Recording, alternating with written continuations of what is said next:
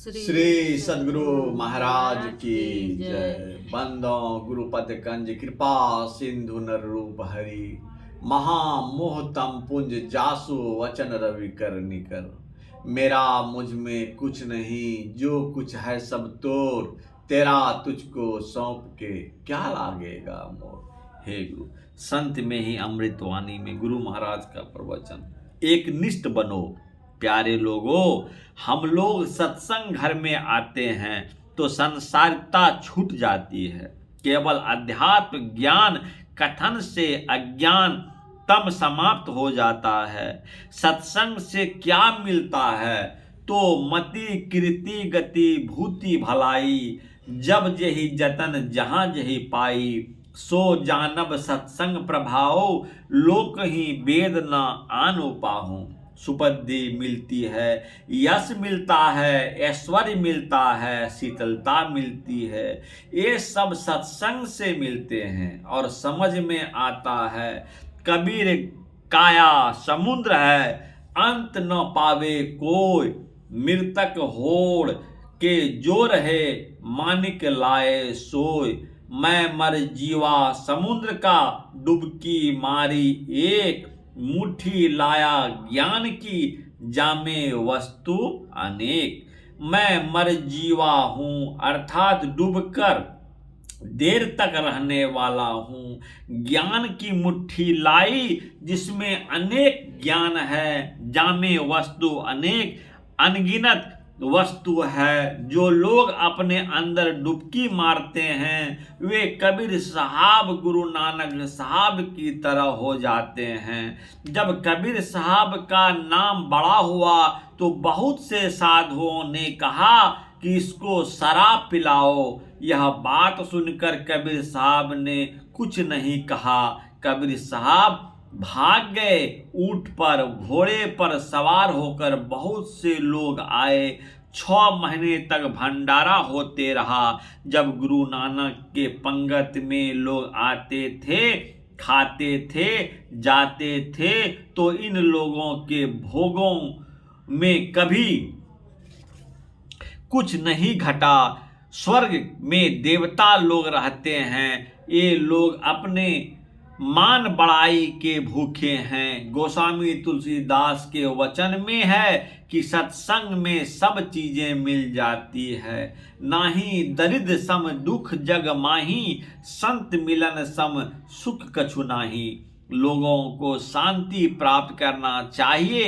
शांति प्राप्त किए हुए कौन से लोग हैं, इनको पहचान करना बड़ा मुश्किल है। जो एक निष्ठ रहता है, जो गुरु के ने पढ़ा दिया है, साधन को करते रहता है, तो वह अवश्य शांति पा जाता है। एक महात्मा ने कहा, अमृत निका कहे सब कोई, पिए बिना अमर नहीं होई। कोई कहे अमृत बसे पताल, नरक अंत नित ग्रासे काल। कोई कहे अमृत समुद्र माही, बड़वा अग्नि क्यों सोखत नाही। कोई कहे अमृत शशि में वास, घटे बढ़े क्यों होवे नाश। कोई कहे अमृत सुरंगा माही, देव पिए क्यों खिर खिर जाही। सब अमृत बातों की बात, अमृत है संतन के साथ। दरिया अमृत नाम अनंत, जाको पी पी अमर भय संत। ये सब कहे जाने का मतलब है कि संत मत में सब कुछ मिलता है। इसके लिए एकनिष्ठ बनो। गुरु जो साधन बता दिए हैं, करते रहो तो सब कुछ मिल जाएंगे।